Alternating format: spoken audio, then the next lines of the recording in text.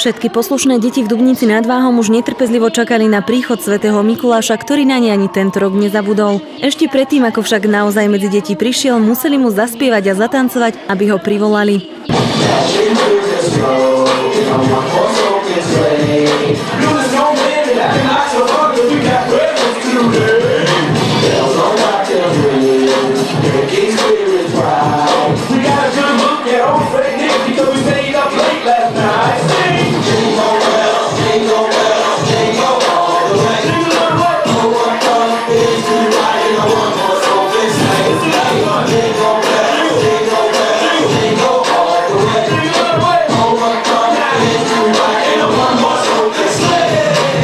Potom, ako deti zatancovali a zaspievali, sa už na pódiu objavil Vianočný anjel, ktorý im pomohol spoločne zavolať Mikuláša. Daj Boh šťastia v tejto zemi všetkým ľuďom.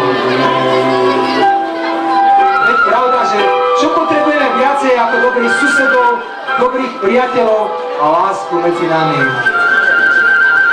A to všetci zapamätajme. Keďže väčšina z dubnických detí po celý rok poslúchala, mohli sa tešiť na sladkú odmenu. Tu si Mikuláš doniesol v niekoľkých vreciach. Rozdať sladkosti mu pomohli čerti aj anjel. Viac o podujatí ako aj o ostatných akciách, ktoré sú zaradené do programu Dubnických Vianoc, sa dozviete v pripravovanej relácii Na považí. Stanislava Čechová, televízia Považie.